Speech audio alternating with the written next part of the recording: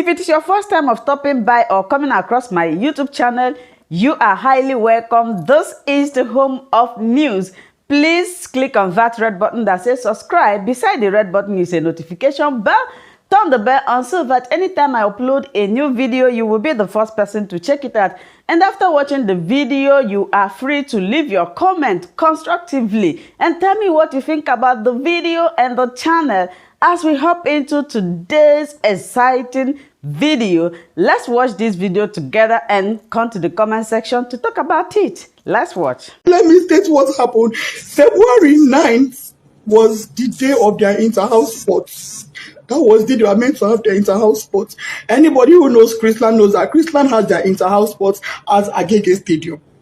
Last year, I was not able to go on time. My daughter was angry. She said, Mom, you did not even come on time. You did not even come and see me take part in the match past. And I was marching, I was looking for you. I said, I'm sorry. I didn't know the way. I didn't know how to find my way to Agege Stadium. But I promise you, next year, I will be there on time. This year, I tried to go there as early as possible. I was there even before the program started. I met the admin officer, I met the principal, I met part of the PTA committee, I met parents there, we greeted, I sat down. Match pass started.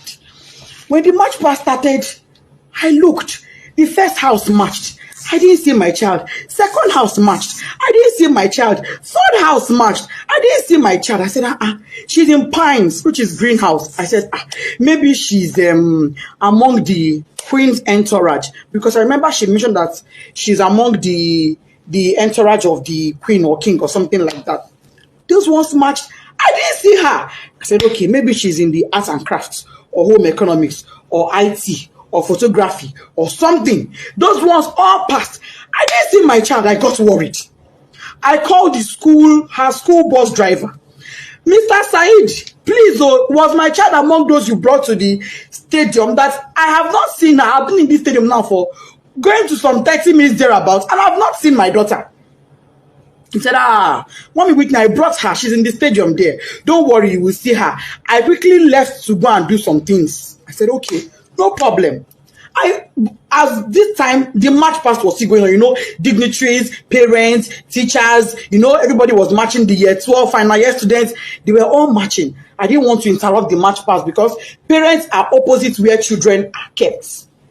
As after I finished speaking with the driver, he said he brought her. I said, okay. Maybe she got hungry and had to leave and buy something outside. Because she had breakfast before leaving the house. I made sure she had breakfast. Knowing she was going for inter-house sports. And she was with money. I went to the snacks point outside. I didn't see my daughter. I said, where could this girl be? So I waited. Match past was over. I crossed to the other side.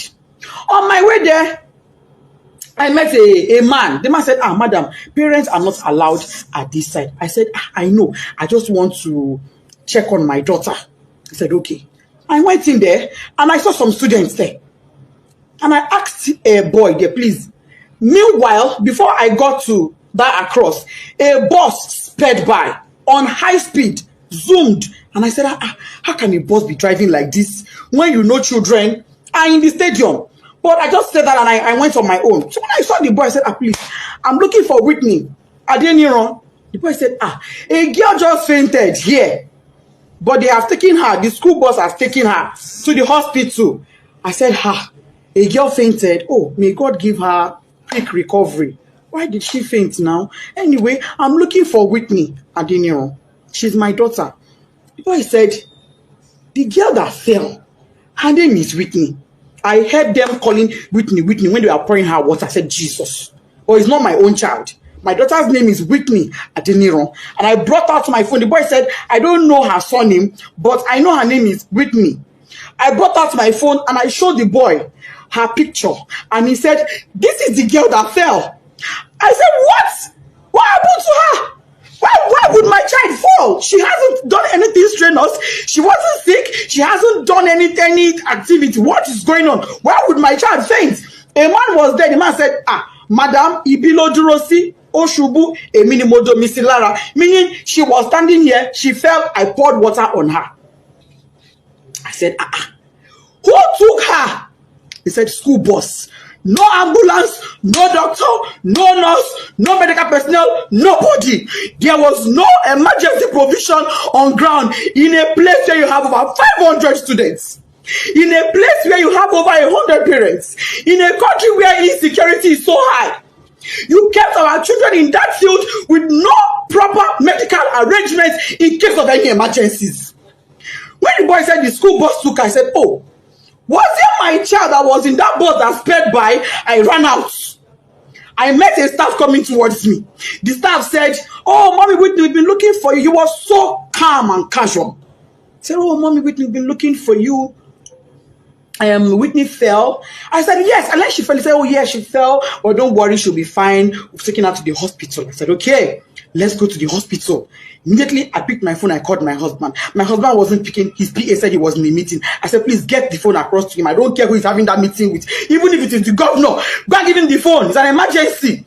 The guy went and gave my husband the phone. I told my husband what happened. My husband said, okay, no problem. Go to the hospital. I will make a few calls and I will meet you there myself. I'm on my way already.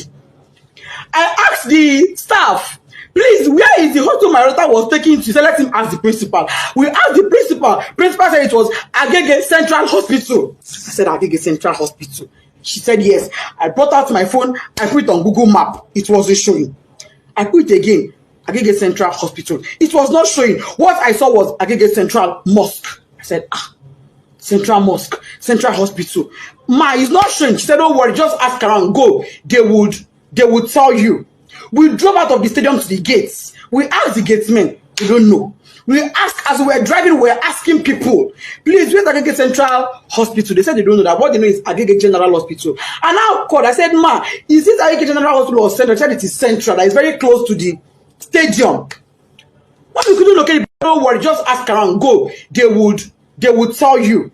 We drove out of the stadium to the gates. We asked the gatesmen. They don't know. We asked, as we were driving, we were asking people, please, where's Agege Central Hospital? They said they don't know that. What they know is Agege General Hospital. And I called. I said, ma, is this Agege General Hospital or Central? She said it is Central. That is very close to the stadium. What we couldn't locate the place now, nobody we were asking knew where it was. We were not able to get it on Google Map. I told the driver, you know what? Let's go to Agege Central Mosque. It is central. Maybe if we get to the Central Mosque, somebody will be able to help us and show us where the hospital is. That was how we left. Fortunately, on our way there, before we got to the Central Mosque, we saw their school bus by the side of the road. So we automatically knew that was where she was. I jumped down from the school bus and I rushed in. Rushing in, I saw the woman that went with her, the staff that went with her. I said, madam, where is my child? What happened? What did she feel? She said, I don't know. She's in there. I went in there and I saw my daughter's corpse. The Sola did not say anything to me.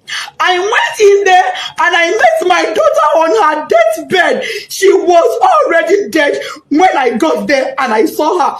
All this happened in less than 10 minutes. She was already dead. She was drenched, soaked to the skin. Water was dripping. I knelt down. I called on God. I shouted. I screamed. I felt her pulse. No pulse. I put my hand on her chest. It was deadly silent. My daughter was silent. I asked the doctor there. He said, doctor, what happened to my daughter? The woman looked at me and said, madam, from the way I'm saying things, is like cardiac arrest. I said, cardiac what?